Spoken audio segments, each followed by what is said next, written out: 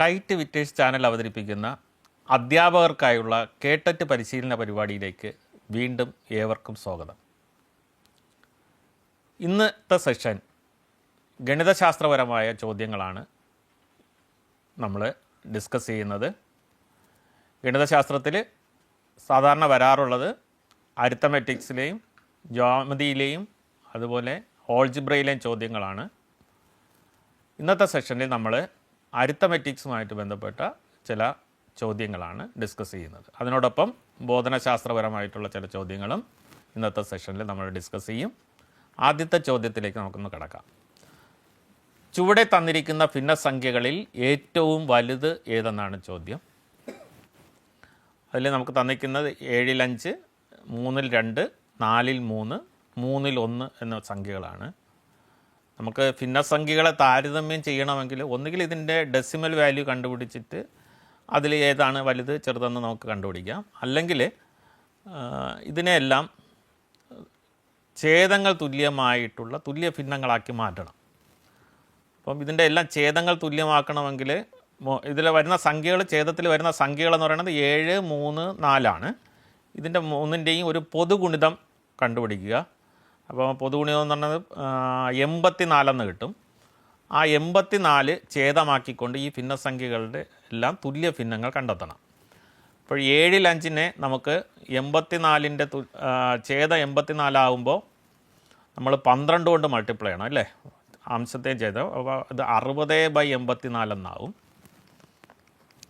3-ൽ 2 നമ്മൾ അതുപോലെ മാറ്റുമ്പോൾ 84 ഛേദമാകണമെങ്കിൽ നമ്മൾ 28 കൊണ്ട് മൾട്ടിപ്ലൈ ചെയ്യണം.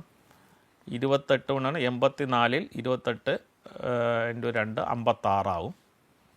4-ൽ 3 അതുപോലെ മാറ്റുമ്പോൾ 84 കിട്ടണമെങ്കിൽ 21 കൊണ്ട് മൾട്ടിപ്ലൈ ചെയ്യണം. അപ്പോൾ 81 ഇത് 63 ആവും. 3-ൽ 1 ഛേദം 84 3-ൽ 1 ഛേദം 84 ആക്കുമ്പോൾ 3-ൽ 1 നമ്മൾ നേരത്തെ കണ്ടതുപോലെ 28 കൊണ്ട് മൾട്ടിപ്ലൈ ചെയ്യണം. അപ്പോൾ 28/84 ആവും. അപ്പോൾ ഇതിൽ നമുക്ക് വേണ്ടത് ഏറ്റവും വലുത് ഏതെന്നാണ്, ഈ ഭിന്നസംഖ്യകളിൽ ഏറ്റവും വലുത്.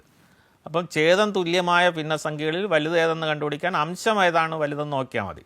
അംശം വലുതെന്ന് പറയുന്നത് 63/84 63/84 അംശമാണ് വലുത്. അപ്പോൾ അതിന് തുല്യമായിട്ടുള്ളത് 4-ൽ 3. അപ്പോൾ ഇതിലെ ഏറ്റവും വലിയ ഭിന്നസംഖ്യ എന്ന് പറയുന്നത് 4-ൽ 3. അടുത്ത ചോദ്യം നോക്കൂ. 5/5 + 5/5 + 5/5 + 5/5 + 5/5 25x ആയാൽ എക്സിൻ്റെ വില എത്ര എന്നാണ് ചോദ്യം. അപ്പോൾ ഈ ചോദ്യത്തിൽ ഇടതുവശത്തെ നമുക്ക് 25 എത്രയെന്ന് എഴുതാൻ പറ്റുമോ എന്ന് നമുക്കൊന്ന് നോക്കാം.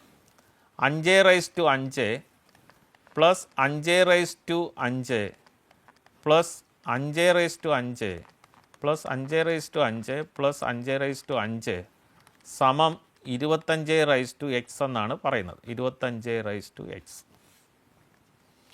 ഇവിടെ നമ്മൾ ഇതിൽ 5/5 5 പ്രാവശ്യം എഴുതി കൂട്ടുകയാണ്. അപ്പോൾ അതിന് പകരം നമുക്ക് 5 × 5/5 എന്ന് എഴുതാം. അതാണ് 25x. ഈ 5 × 5/5 നമുക്ക് 5/5 + 1, കാരണം am × a⁴n എന്നാണ് am+n എന്ന് എഴുതാം. അതാണ് എത്ര, 25x. ഇതിനെ 5/6 സമം 25x എന്ന് എഴുതാം. 5/6 നമുക്ക് 5² എന്ന് എഴുതാം.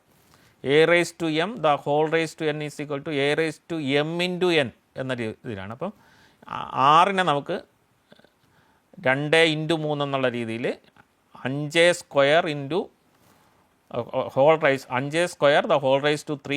= 25x എന്ന് എഴുതാം. ഈ 5² എന്ന് പറയുന്നത് 25. അപ്പം 25/3 = 25x. അപ്പോൾ എക്സ് എത്രയാണ്?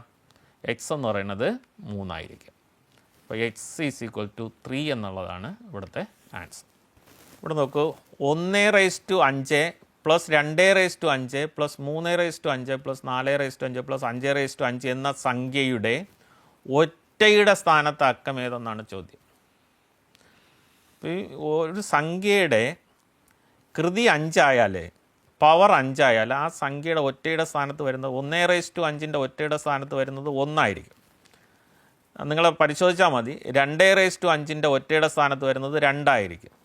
3/5 ഒറ്റയുടെ സ്ഥാനത്ത് വരുന്നത് 3 ആയിരിക്കും. 4/5 ഒറ്റയുടെ സ്ഥാനത്ത് വരുന്നത് 4 ആയിരിക്കും. 5/5 ഒറ്റയുടെ സ്ഥാനത്ത് വരുന്ന അക്കം 5 ആയിരിക്കും. അപ്പോൾ ഇവിടെ ഒറ്റയുടെ സ്ഥാനത്തെ അക്കം ഏതെന്നാണ്. അപ്പോൾ ഇതെല്ലാം കൂടെ കൂട്ടി നോക്കും. 3, 6, 10, 15. 15 ആണെങ്കിൽ നമ്മൾ 5 ആയിരിക്കും ഒറ്റയുടെ സ്ഥാനത്ത് വരുന്ന അക്കം. ഇവിടെ തുകയുടെ ഒറ്റയുടെ സ്ഥാനത്ത് വരുന്ന അക്കം 5 ആണ്. ഇത് പരിശോധിക്കാനായിട്ട് ഞാൻ അതിൻ്റെ ഒരു ലിസ്റ്റ് ഞാൻ കാണിക്കാം. അപ്പോൾ നിങ്ങൾക്കത് വ്യക്തമാകും. ഇത് പവർ 5 ആകുമ്പോൾ മാത്രമുള്ളൊരു പ്രത്യേകതയാണ് കേട്ടോ. 1/5 ഒറ്റയുടെ സ്ഥാനത്ത് 1, 2/5 ഒറ്റയുടെ സ്ഥാനത്ത് 2 ഉണ്ടോ, 3, 4, 5, 6, 7, 8, 9. അപ്പോൾ ഒറ്റയുടെ സ്ഥാനത്തെ അക്കം, ആ തുകയുടെ ഒറ്റയുടെ സ്ഥാനത്ത് അക്കം കണ്ടുപിടിക്കാൻ ഇത് 1, 2, 3, 4, 5 എത്രയും കൂടെ കൂട്ടിയാൽ മതി. അടുത്ത ചോദ്യം നോക്കൂ. ചുവടെ കൊടുത്തിരിക്കുന്നവയിൽ 0.625 ഭിന്നസംഖ്യാ രൂപം ഏതെന്നാണ് ചോദ്യം. നമ്മൾ ഇതുപോലത്തെ ചോദ്യം ഇതിനു മുമ്പ് ഡിസ്കസ് ചെയ്തിട്ടുണ്ട്. 0.625 നമുക്ക് 625/1000 എന്ന് എഴുതാം. അതിനെ നമുക്ക് പിന്നെ ഇതിൽ ഘടകങ്ങൾ കൊണ്ട് വെട്ടി ചെറുതാക്കുക. വെട്ടുമ്പോൾ 625-നെ 25 കൊണ്ട് ഡിവൈഡ് ചെയ്താൽ നമുക്കറിയാം 25 എന്ന് കിട്ടും. ബൈ 1000-ൽ 25 40 വീണ്ടും നമുക്ക് 5 കൊണ്ട് ഡിവൈഡ് ചെയ്താൽ 5/8 എന്ന് കിട്ടും. അപ്പോൾ നമുക്ക് ആൻസർ കിട്ടിക്കഴിഞ്ഞു. 5/8 എ ആണ് കറക്റ്റ് ആൻസർ. അടുത്ത ചോദ്യം നോക്കൂ. 0.1 പ്ലസ് 0.01 പ്ലസ് 0.001-നെ എത്ര കൊണ്ട് ഗുണിച്ചാൽ 111 കിട്ടും എന്നാണ്. അപ്പോൾ ആദ്യം ഇതിൻ്റെ തുക നമുക്കൊന്ന് കണ്ടുപിടിക്കാം. 0.1, പിന്നെ 0.01, 0.001 ഇതെല്ലാം കൂടെ കൂട്ടുമ്പോൾ നമുക്ക് 0.111 എന്ന് കിട്ടും. ഇതിന് 111 ആകണമെങ്കിൽ നമ്മൾ എത്ര കൊണ്ട് മൾട്ടിപ്ലൈ ചെയ്യണം? 3 സ്ഥാനം ഇടത്തോട്ട് മാറണം. അപ്പോൾ 1000 കൊണ്ട് മൾട്ടിപ്ലൈ ചെയ്യണം. 1000 കൊണ്ട് മൾട്ടിപ്ലൈ ചെയ്യുമ്പോൾ ഇത് 111 മാറും. അപ്പം ആൻസർ എന്ന് പറയുന്നത് 1000 ആണ്. ബി ആണ് കറക്റ്റ് ആൻസർ. ചോദ്യം നോക്കൂ. A/100-ൻ്റെ 5 മടങ്ങാണ് A/101 എങ്കിൽ എ എത്രയെന്നാണ് ചോദ്യം. അപ്പം തന്നിരിക്കുന്ന ഇതാണ്. A/100-നെ 5 കൊണ്ട് മൾട്ടിപ്ലൈ ചെയ്യുമ്പോൾ A/101 കിട്ടും. എങ്കിൽ എ എത്രയെന്നാണ് ചോദ്യം. ഞാൻ ഈ A/100-നെ അപ്പുറത്ത് കൊണ്ടുപോയാണ്. അപ്പം 5 സമം A/101 ഡിവൈഡഡ് ബൈ A/100 എന്ന് കിട്ടും അല്ലേ. ഇത് നമുക്കറിയാം. A/m/A/n എന്ന് പറയുന്നത് A/m-n ആണ്. അപ്പം 101 മൈനസ് 100 സമം 5. A/101 നിന്ന് 100 പോയാൽ A/1 അതായത് A സമം 5 എന്ന് കിട്ടും. ഇതാണ് ചോദ്യം. എ എത്രയെന്നാണ്. എ ആണ് correct option. Square root of 0.361 divided by 10-ൻ്റെ വില എത്ര എന്നാണ് ചോദ്യം. അപ്പോൾ ഇതിനെ നമുക്ക് സ്ക്വയർ റൂട്ട് ഓഫ് 0.361-നെ നമുക്ക് അതിൻ്റെ ഡെസിമൽ മാറ്റാനായിട്ട് ന്യൂമറേറ്ററിലെ സംഖ്യയാണ്ട് ഡിനോമിനേറ്ററിൽ 1000 കൊണ്ട് മൾട്ടിപ്ലൈ ചെയ്യണം. അപ്പം മുകളിലത്തെ ഡെസിമൽ മാറും. 361 ഡിവൈഡഡ് ബൈ 10 ഡിനോമിനേറ്ററിലുണ്ട്. നമ്മൾ ഡെസിമൽ മാറ്റാനായിട്ട് 3 സ്ഥാനത്തിന് വേണ്ടി 1000 കൊണ്ട് മൾട്ടിപ്ലൈ ചെയ്യണം denominator. Equal to root of 361 divided by 10,000 എന്ന് കിട്ടും അല്ലേ. 10 4 0 ഈക്വൽ ടു റൂട്ട് ഓഫ് 361 എന്ന് പറയുന്നത് 361ൻ്റെ റൂട്ട് എന്ന് പറയുന്നത് 19 19 ഡിവൈഡഡ് ബൈ 100 എന്ന് കിട്ടും. 10,000ൻ്റെത് റൂട്ട് 100 ഈക്വൽ ടു നമുക്കിതിൻ്റെ ഡെസിമൽ ഫോം ഇതിൻ്റെ ഈ ആൻസർ ഇവിടെ ഇല്ല. ഇവിടെ 19/10 ഉണ്ട് 3.61 ഇതൊന്നുമല്ല. അപ്പോൾ ഇതിൻ്റെ ഡെസിമൽ ഇവിടെ ഒന്ന് കണ്ടുപിടിച്ച് നോക്കാം. അപ്പം ഡെസിമൽ എടുക്കുമ്പോൾ എന്താവും ഡെസിമൽ രൂപം എന്ന് പറഞ്ഞാൽ 0.19 എന്ന് കിട്ടും. അപ്പോൾ അത് ഇവിടെ ഓപ്ഷനായിട്ടുണ്ട്. ഡി ആണ് കറക്റ്റ് ആൻസർ. അടുത്ത ചോദ്യം നോക്കൂ. താഴെ കൊടുത്തിരിക്കുന്നവയിൽ ഗുണനഫലം ഏറ്റവും വലുത് ഏതെന്നാണ്.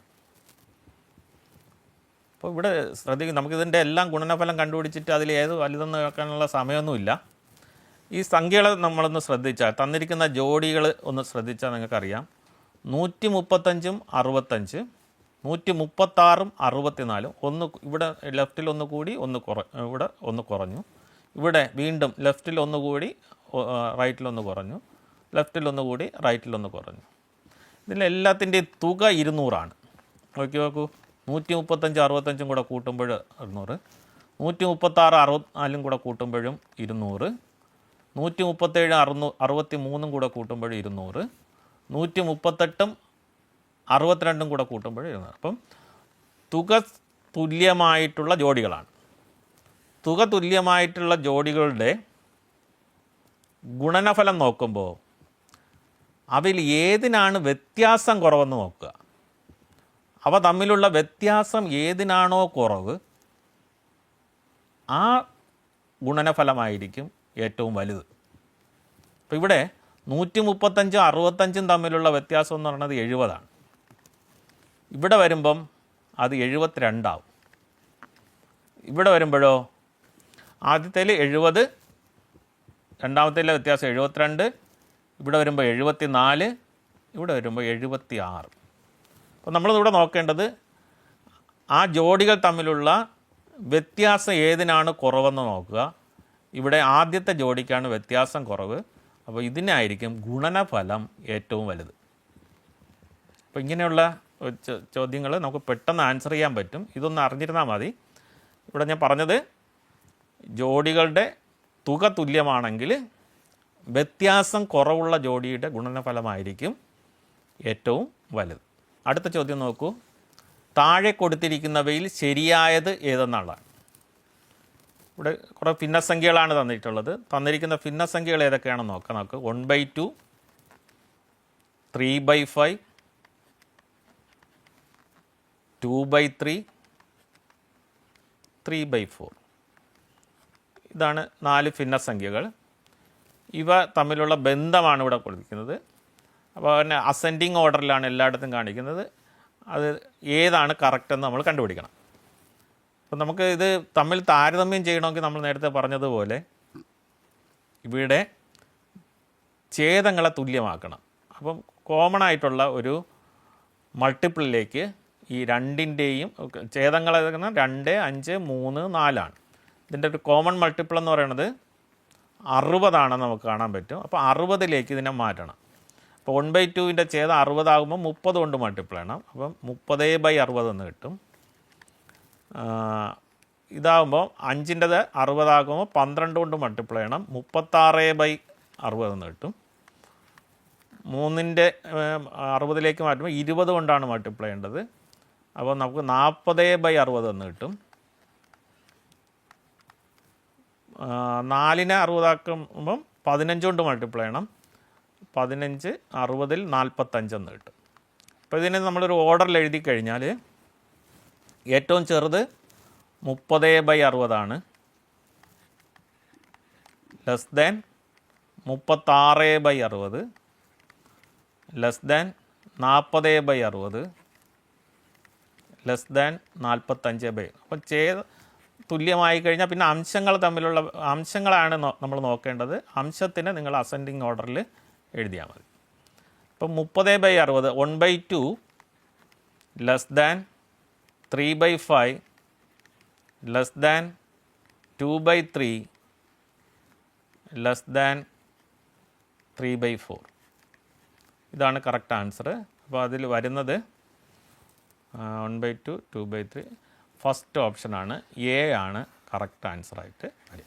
ഈ ചോദ്യം നോക്കൂ, 13 മൂന്നിലൊന്നിൽ എത്ര മൂന്നിലൊന്നുകൾ ഉണ്ട് എന്നാണ് ചോദ്യം. ഇപ്പോൾ ഒരു സംഖ്യയ്ക്കകത്ത് മറ്റൊരു സംഖ്യ എത്ര ഉണ്ടെന്നറിയാൻ 13 മൂന്നിലൊന്നിനെ മൂന്നിലൊന്ന് കൊണ്ട് ഡിവൈഡ് ചെയ്താൽ മതി. അപ്പം നമുക്ക് ചെയ്യേണ്ടത് 13 മൂന്നിലൊന്നിനെ മൂന്നിലൊന്ന് കൊണ്ട് ഡിവൈഡ് ചെയ്യണം. 13 മൂന്നിലൊന്നിനെ നമുക്ക് ഇംപ്രോപ്പർ ഫ്രാക്ഷൻ ആക്കാം. 40/3 എന്ന് കിട്ടും. ബൈ 1/3 ഒരു ഫ്രാക്ഷൻ കൊണ്ട് ഡിവൈഡ് ചെയ്യുന്നതിന് പകരം അതിൻ്റെ റെസിപ്രോക്കൽ കൊണ്ട് മൾട്ടിപ്ലൈ ചെയ്താൽ മതി. 3/1 കൊണ്ട് മൾട്ടിപ്ലൈ ചെയ്താൽ മതി. അപ്പം 3യും ക്യാൻസലായി പോവും. 40 എന്ന് ആൻസർ കിട്ടും. അപ്പോൾ ഇവിടുത്തെ ഡി ആണ് കറക്റ്റ് ആൻസർ. ഇനി ചില ബോധനശാസ്ത്രപരമായിട്ടുള്ള ചോദ്യങ്ങൾ നോക്കാം. കുട്ടികളുടെ തെറ്റുകൾ കണ്ടെത്തി പരിഹാര ബോധനം നൽകണമെന്ന് നിർബന്ധിതമായി പറയുന്നത് ഏതിന് ശേഷമാണ് എന്നാണ് ചോദ്യം. അതിൽ സമഗ്ര മൂല്യനിർണ്ണയം പറയുന്നുണ്ട്, ആത്യന്തിക മൂല്യനിർണ്ണയം പറയുന്നുണ്ട്, സിദ്ധിശോധകം പറയുന്നുണ്ട്, നിദാനശോധകം പറയുന്നുണ്ട്. ഇപ്പോൾ ഡയഗ്നോസ്റ്റിക് ടെസ്റ്റാണ് വേണ്ടത്. അപ്പോൾ നിദാനശോധകം എന്നുള്ളതാണ് കറക്റ്റ് ആൻസർ. ഇത് ഓരോന്ന് എന്താണെന്നുള്ളത് നമുക്ക് വ്യക്തമായി ഒന്ന് നോക്കാം. സമഗ്ര മൂല്യനിർണ്ണയം അല്ലെ കോംപ്രിഹെൻസീവ് ഇവാലുവേഷൻ എന്ന് പറഞ്ഞാൽ പഠനത്തിൻ്റെ എല്ലാ മേഖലകളെയും ഉൾക്കൊള്ളിച്ചുകൊണ്ടുള്ള നിരന്തരമായിട്ടുള്ള വിലയിരുത്തലാണ്. ആത്യന്തിക മൂല്യനിർണ്ണയം എന്ന് പറയുന്നത് ഒരു കോഴ്സിൻ്റെയോ അധ്യയന വർഷത്തിൻ്റെയോ അവസാനം നടത്തുന്ന മൂല്യനിർണ്ണയമാണ്. സിദ്ധിശോധകം അഥവാ അച്ചീവ്മെൻറ്റ് ടെസ്റ്റ് എന്ന് പറയുന്നത് ഒരു നിശ്ചിത കാലയളവിൽ പഠിതാവ് നേടിയ അറിവും നൈപുണികളും അളക്കുന്നതിന് ഉപയോഗിക്കുന്ന പരീക്ഷയാണ്. നിദാനശോധകം, അതായത് നമ്മുടെ കഴിഞ്ഞ ആൻസർ ഡയഗ്നോസ്റ്റിക് ടെസ്റ്റ് എന്ന് പറയുന്നത് പഠനത്തിൽ പിന്നോക്കം നിൽക്കുന്ന കുട്ടികൾ നേരിടുന്ന പ്രയാസങ്ങളും പഠന വൈകല്യങ്ങളും കണ്ടെത്തുന്നതിനായിട്ട് നടത്തുന്ന പരിശോധനയാണ്. അടുത്ത ചോദ്യം നോക്കൂ. ബോധനശാസ്ത്രപരമായ ഉള്ളടക്ക അപഗ്രഥനം നടത്തുന്നതിൻ്റെ പ്രധാന ലക്ഷ്യം അല്ലാത്തതേത് എന്നാണ് ചോദ്യം. നമ്മൾ പെഡഗോജിക്കൽ അനാലിസിസ് എഴുതാറുണ്ട് ടീച്ചിങ് മാനുവലിന് മുമ്പ്. അപ്പോൾ അതിൻ്റെ ലക്ഷ്യമല്ലാത്തത് എന്താണെന്നാണ് ചോദ്യം. ആദ്യത്തെ ഓപ്ഷൻ ചോദ്യ മാതൃകകൾ തീരുമാനിക്കുന്നതിന്, ക്രിയാശേഷികൾ തീരുമാനിക്കുന്നതിന്, ധാരണകൾ നേടുന്നതിന്, പഠന പ്രവർത്തനങ്ങൾ ആസൂത്രണം ചെയ്യുന്നതിന്. അപ്പോൾ നമ്മൾ ഈ ചോദ്യ മാതൃകകൾ തീരുമാനിക്കുന്നത് ഒരിക്കലും നമ്മുടെ ബോധനശാസ്ത്രപരമായ ഉള്ളടക്കത്തിൻ്റെ അപഗ്രഥനത്തിൽ വരുന്നതല്ല. അത് നമ്മൾ ബ്ലൂ പ്രിൻറ്റും ഒക്കെ തയ്യാറാക്കുമ്പോൾ വരുന്നതാണ്. അപ്പോൾ ഇവിടെ ബാക്കി മൂന്നും ക്രിയാശേഷികൾ തീരുമാനിക്കുന്നതും ധാരണകൾ നേടുന്നതും പഠന പ്രവർത്തനങ്ങൾ ആസൂത്രണം ചെയ്യുന്നതെല്ലാം ബോധനശാസ്ത്രപരമായ ഉള്ളടക്ക അപഗ്രഥനത്തിൽ വരുന്ന കാര്യങ്ങളാണ്. അപ്പോൾ ഇവിടെ പ്രധാന ലക്ഷ്യമല്ലാത്തത് എന്നുള്ള ചോദ്യത്തിന് ആൻസറായിട്ട് നമുക്ക് എഴുതാവുന്നത് ഓപ്ഷൻ എ ആണ്. ചോദ്യ മാതൃകകൾ തീരുമാനിക്കുന്നത് ഇതിൽ പെടുന്നത് അല്ല.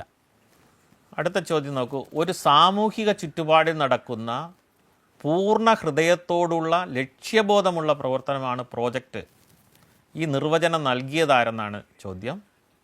ഇതിൻ്റെ ആൻസർ കിൽപാട്രിക് ആണ്. അതിൻ്റെ കൂടെ മറ്റ് 3 ഓപ്ഷനുകളുണ്ട്. കിൽപാട്രിക് ആണ് correct answer. Armstrong, Stevenson, John Dewey, അവർ 3 പേരും ഇതുമായിട്ട് എന്തെങ്കിലും ബന്ധമുണ്ടോ എന്ന് കൂടെ നമുക്കറിയാം. ഈ വാചകം പറഞ്ഞത് കിൽപാട്രിക് ആണ്. മറ്റ് 3 പേർ ആരൊക്കെയാണെന്ന് കൂടെ നമുക്കൊന്ന് നോക്കാം. അപ്പം നമ്മൾ ആ വാചകം പറഞ്ഞത് കിൽപാട്രിക് ആണെന്ന് പറഞ്ഞു. കിൽപാട്രിക് പ്രോജക്റ്റ് രീതിയെ ജനകീയമാക്കുന്നതിൽ മുഖ്യ പങ്ക് വഹിച്ച വ്യക്തിയാണ്.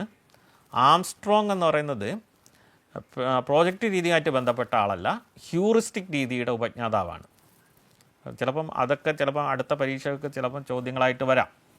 സ്റ്റീവൻസൺ എന്ന് പറയുന്നത് പ്രോജക്റ്റ് എന്നതൊരു സ്വാഭാവിക സാഹചര്യത്തിൽ പൂർത്തിയാക്കുന്ന പ്രശ്ന പരിഹരണ പ്രവർത്തനമാണെന്ന് പറഞ്ഞ ആളാണ് സ്റ്റീവൻസൺ. ജോൺ ഡൂയി പ്രോജക്റ്റ് രീതിയെ അടിസ്ഥാനമായ പ്രായോഗികവാദത്തിന് അടിസ്ഥാനമിട്ട ആളാണ്. പ്രായോഗികവാദത്തിൻ്റെ ഉപജ്ഞാതാവാണ് ജോൺ ഡൂയി. അതിൻ്റെയൊക്കെ അടിസ്ഥാനത്തിലാണ് പിന്നീട് ഈ പ്രോജക്റ്റ് മെത്തേഡൊക്കെ രൂപം കൊണ്ട് വന്നിട്ടുള്ളത്. അടുത്ത ചോദ്യം നോക്കൂ. 2 സംഖ്യകളുടെ ചെറു പൊതുഗുണിതവും എൽസിയവും വൻ പൊതു ഘടകവും HCFും ആ സംഖ്യയുമായുള്ള ബന്ധം കണ്ടെത്തുന്നതിനുള്ള അനുയോജ്യമല്ലാത്ത രീതി എന്നാണ് ചോദ്യം.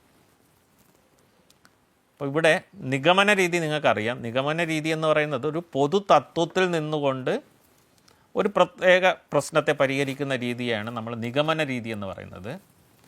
ഇത് ആയിട്ട് ഒട്ടും യോജിക്കാത്ത രീതിയാണ്. കാരണം ഇതൊരു പൊതു തത്വത്തിലേക്ക് കുട്ടിയെ കൊണ്ടെത്തിക്കുന്നതിനുള്ള രീതിയാണ്. അപ്പം അറിയാവുന്ന കാര്യങ്ങൾ ഉപയോഗിച്ചുകൊണ്ട് ഒരു പൊതു തത്വത്തിലേക്ക് കുട്ടിയെ കൊണ്ടെത്തിക്കുന്ന രീതി, അത് ആഗമന രീതി കറക്റ്റാണ്. പ്രോജക്റ്റ് രീതിയിലൂടെയും കുട്ടിക്ക് ഈ ബന്ധം കണ്ടെത്താൻ സാധിക്കും. ലാബ് വർക്കുകളിലൂടെയും നമുക്ക് ഈ കുട്ടിക്ക് ഈ ബന്ധം കണ്ടെത്തുവാൻ സാധിക്കും. അപ്പോൾ ഇവിടെ നിഗമന രീതി ഒരു കാരണവശാലും ഈ ബന്ധം കണ്ടെത്താൻ നമുക്ക് ഉപയോഗിക്കാൻ പറ്റത്തില്ല. അപ്പോൾ ഇവിടുത്തെ ഓപ്ഷൻ അനുയോജ്യമല്ലാത്ത രീതി ഏതെന്നാണ് ചോദ്യം. അപ്പോൾ നിഗമന രീതിയാണ് ഇതിൻ്റെ ഉത്തരം. അടുത്ത ചോദ്യം നോക്കൂ. ഒരു നല്ല ഗണിത പാഠപുസ്തകത്തിൻ്റെ സവിശേഷതകളിൽ പെടാത്തത് ഏത്?